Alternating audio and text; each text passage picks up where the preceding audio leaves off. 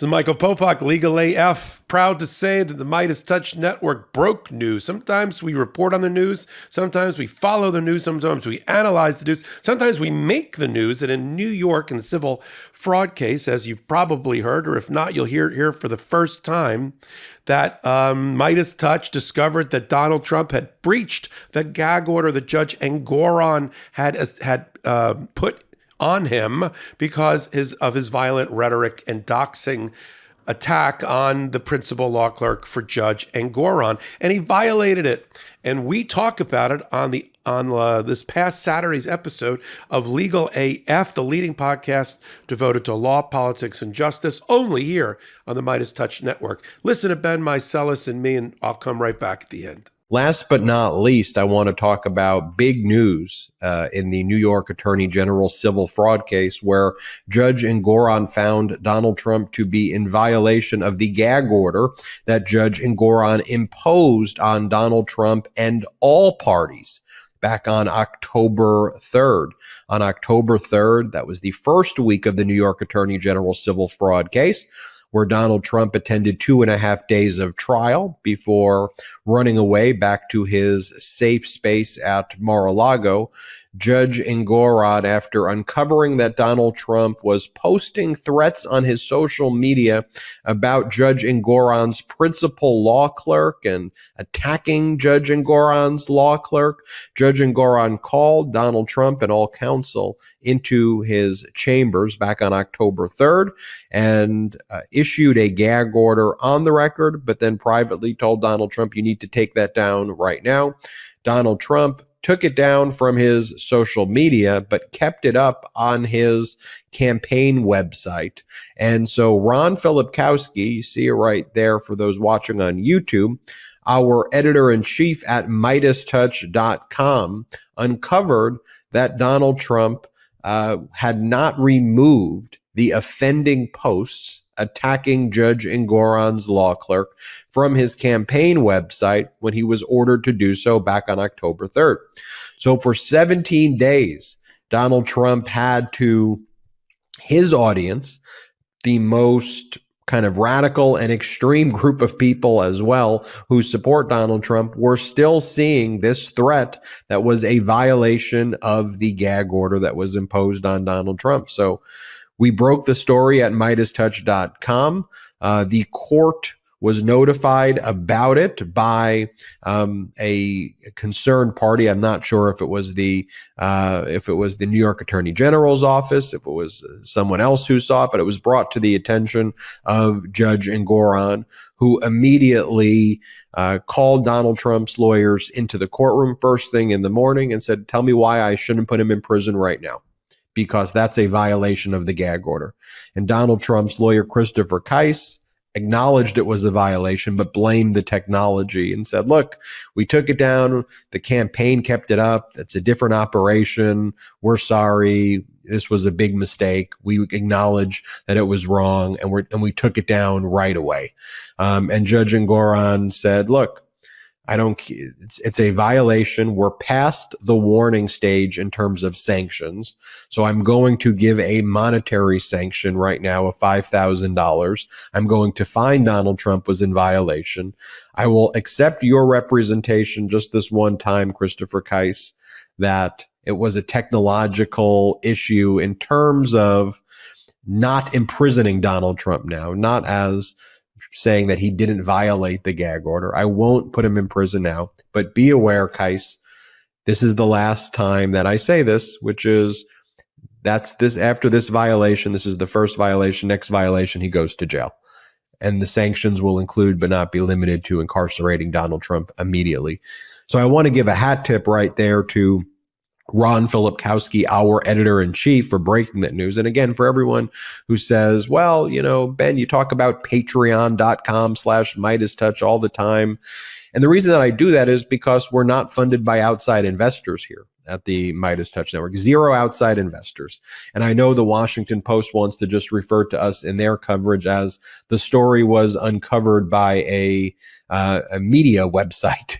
but more people are getting their news from here than are getting it from the Washington Post. More people watch the Meidas Touch Network and support independent journalism than watch CNN or Fox on digital. And everything's moving towards digital, and more people watch us than watch CNN or Fox. So that's because of your support, by the way. And we don't have outside investors. And so, look, they underestimate all of us. They underestimate the legal AF community. They underestimate the power and strength of this community, which let them underestimate us. But let's keep on growing. And that's, again, why I always plug patreon.com/MeidasTouch. And you see the results of how that website, how our editorial team there that we've been able to bring on as a result of patreon.com/MeidasTouch, the work that they're doing. And as we get closer to 2024 and in 2024, their work's going to be invaluable. So that's the last of my plug on patreon.com/MeidasTouch. But that's what happened in court. But also, Popok, in terms of the testimony this week, Donald Trump was there for like a day and a half again. And, he did his ranting and ravings, but what we focus on here on Legal AF is also like, what evidence is being presented? And right, even if it's tedious financials, this is a case involving tedious financials. And people who aren't concerned about tedious financials, sometimes that's what allows, or when the media doesn't concern itself with tedious financials or ignore it, people like Donald Trump prey on that. So when we start getting testimony from people like Doug Larson and David McArdle, people who were the appraisers at Cushman and Wakefield, and you start hearing their testimony, like Doug Larson saying that while he's being cited for appraisals for Trump properties like 40 Wall Street, he was not involved in that. He didn't do the appraisal the way they claimed he did, and so they are falsely attributing things to him. When you hear David McArdle, who's being shown deposition video of Eric Trump, where Eric Trump says that he was not involved at all in the appraisal processes. And Eric says, I was just there for morale. I'd show up at the construction sites and tell everyone, good work, everybody. But I don't really know. He said he poured concrete. I poured concrete. Right. And then David McArdle was asked, was that consistent with what you knew Eric Trump's role to be, or was he involved in the appraisals with you? And McArdle's like, he was involved in the appraisals with me. He wasn't pouring concrete. He was involved in all of this together. So, I thought that was, important testimony that really isn't getting covered out there, but I think we have to follow all the evidence and track it. Popok.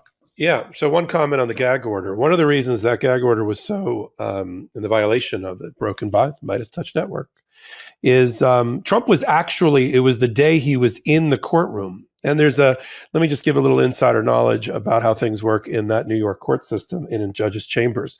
Judges will often take, because I've been in this courtroom, in this courthouse, judges will often take the litigants and their counsel, or maybe sometimes just the counsel without the litigants, into the chambers. Chambers is an office behind the bench. It usually has a long table at it, and that's where the judge is a little bit more informal. Sometimes the judge takes a court reporter in with them, and sometimes he does not. Sometimes it's on the record conversation, and sometimes it's off the record conversation. If it's on the record, he'll turn to the court reporter and say, let's get this down on the record. Usually the court reporter stays in the courtroom, and they come back out of chambers, which is usually all informal and all off the record. Donald Trump went back into the chambers when the gag order was issued, and he represented off the record, so he wasn't sworn under oath at the moment, that it had been successfully taken down. He apologized to the court, and he apologized to the court for something he knowingly did, and said it had been taken down, and made that representation to the judge. The judge outlined that in the violation of the gag order, in which he said I basically took Donald Trump at his word personally. It wasn't through his counsel. It was a representation by Donald Trump. The ramifications now in the gag order, as the last paragraph of the gag order says, is that he gave him a pass for this one based on representations that it was unintentional and that it was done by the campaign and not by Donald Trump. But it won't happen again. And the next time, jail time, Donald Trump in jail time was in the same sentence, in the same paragraph of the same sentence to conclude the order. And Judge Engoron is serious about that. There's things that he's jocular about, jovial about in the courtroom. There's other things that he's not. He's deadly serious, and this is one of the deadly serious ones. So woe be Donald Trump, and hopefully MeidasTouch and us will be following everything that Donald Trump says and does about Engoron, about the court system. This gag order applies to the New York civil case. It doesn't apply to other cases. It doesn't have extra case application. In terms of what's going on in the courtroom, it's terrible for Donald Trump, his children, and all the co-defendants. Every day in every way, every minute, Fawny Willis. Sorry, Fawny. Let me go to another successful person who's prosecuting a case against Donald Trump for at least civil fraud. The Attorney General's team is methodically just chopping wood and stacking it up with witnesses in a narrative, in a certain order, with momentum. This was the week I like to call the AAA week. This was auditors, accountants, and appraisers. And each one of them, in their own way, singing from their own page of the hymnal, was a devastatingly bad week for Donald Trump, pointing the finger at not just Alan Weisselberg, who's easy to point the finger at. He already went to jail for tax evasion, but others in the organization and Donald Trump himself. I mean, when you have the inside vice president accountant say that Alan Weisselberg, on behalf of the boss, Donald Trump, told him to cook the books, that's a bad day for Donald Trump. And the day that he got most animated, the couple of days he was back in court, because he was in New York for a deposition and another civil case that's going on against him, maybe thinking that Michael Cohen was going to appear. We'll talk about that in a minute. But the day that Donald Trump was there, they had the appraiser on the stand. And the appraiser, in direct testimony through the Office of Attorney General, was great. He I don't know if he feigned surprise or he was surprised to see that his name was used to validate on a internal financial statement that was prepared, a chart of assets that was shared with third parties to make it look like the numbers listed for certain properties were based on his appraisals. And he said, that I never gave permission for my name to be used next to those numbers or to suggest that I did the appraisal. They should have ordered appraisals, and we would have done it with our own methodology. And then Chris Keiss used that moment as a moment of political theater for the cameras, for his clients sitting there to say, objection, judge, there's a possible perjury here. He needs to be advised of his rights and clear the courtroom. And the judge was like, okay, what's the issue? They put the appraiser outside. What is the issue? We have evidence that he got an email 8 years ago that indicates that he had some conversations with the Trump organization about appraisal methodology. And the judge is like, that's it? Because, yeah, and he needs his own counsel. He needs to be advised whether he should take his Fifth Amendment rights. And Donald Trump, was the report from the people in the room was Donald Trump was really interested in that, right? Ha ha, we got it, the Perry Mason moment, as you like to say. And the judge's reaction was classic. Judge Engoron said, all right, so he committed perjury. Let's get him back on the stand and complete his testimony. In other words, have at it, Mr. Keiss. If you think he perjured himself, which is actually not the literal definition of perjury, because the guy never... It's not a sworn statement in the past that he's now recanting. If they think they can impeach him, which is what Keiss really meant, then have at it. And when they showed him the email, the aha moment that caused all of this, all of this clamoring and tambourine banging at that moment, all sort of just died a slow whimper that nobody reported, which was, aha, do you remember this email from 7 years ago? And he said, I really don't remember this email.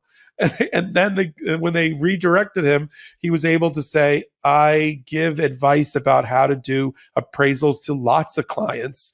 It's not unusual. I can't remember this particular one, but that doesn't mean that he should have put my name down next to this number, because that's not a number I ever agreed with, nor was a result of my appraisal stuff. Eric Trump took a huge hit this week. No surprise, Don Jr. as well. But more importantly, people are saying that Donald Trump lied and committed fraud, and Donald Trump doesn't like it. And that means the more he acts out, you can use it as a grid. The more Donald Trump acts out and lashes out, the worse the day in court was for him. You can almost plot it on a graph. And now, whereas in the beginning we thought, they wanted Michael Cohen to go last week. If Michael Cohen goes as expected next week, it would be perfect cherry on the top. You've got now he's standing on the shoulders of other testimony, Michael Cohen. You've got insider top level money control people, bagmen, having already testified, Weisselberg and McConney, the chief financial officer and the controller reporting to him.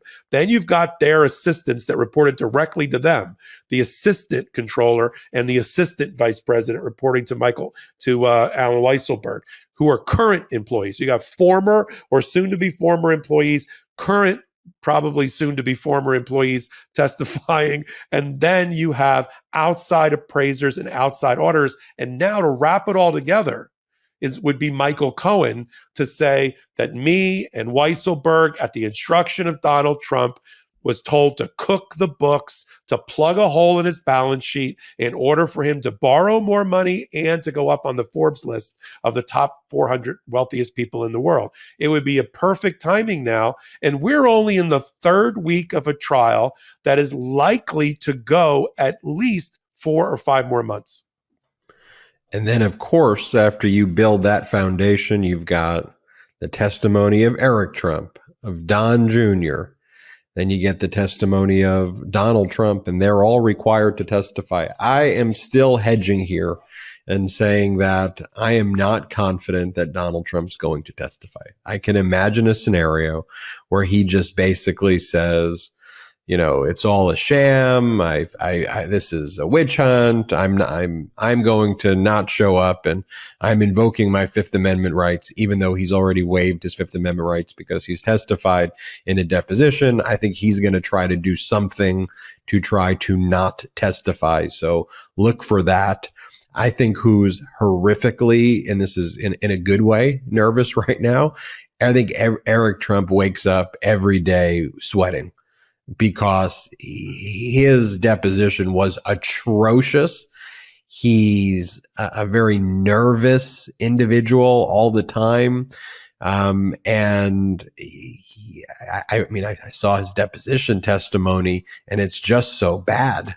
And the testimony, at least that's been put out there on the videos, where he's like, yeah, I never looked at the statement of financial conditions. You're supposed to be running the company. Like if at a threshold you said you haven't reviewed the statement of financial conditions of a company you're supposed to be running, what are you doing?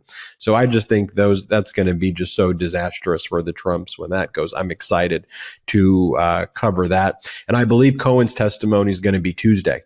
Is when he's going in. And I think he announced that on social media. So we will keep you posted there. And if Donald Trump shows up for that testimony, we'll see. I mean, note, Donald Trump was the one who dismissed the lawsuit he filed against Michael Cohen because Trump was afraid to sit for a deposition in a case that Donald Trump filed.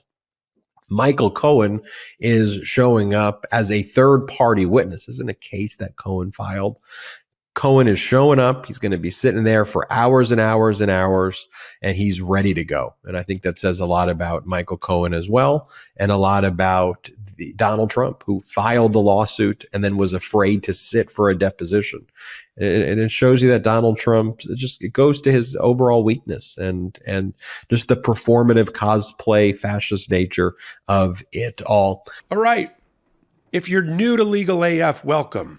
We do that times 5 every Wednesday and Saturdays at 8 p.m. only on the Meidas Touch Network. On Wednesday, I do it with Karen Friedman Eknifilo. On Saturdays, with co-founder and co-anchor Ben Meiselas. We take the top 5 stories at that intersection of law, politics, and justice, and we bring it to you. We curate it for you so you don't have to. We don't blow smoke or sunshine. We just tell the truth, given our collective 75 years of legal experience in courtrooms and courthouses just like these. If you know about us, welcome back. If you don't know about us, come join us. And if you know about us, you got friends and family, you've always wanted to have them take a look or a listen to Legal AF, use this clip and send it to them and have them join. It's a great way to get them into the fold and have them join the Legal AFers and the Meidas Media Network or Meidas Touch Network YouTube channel. Until my next Legal AF, until my next hot take, this is Michael Popok for Legal AF. Hey Meidas Mighty, love this report? Continue the conversation by following us on Instagram at Meidas Touch to keep up with the most important news of the day. What are you waiting for? Follow us now.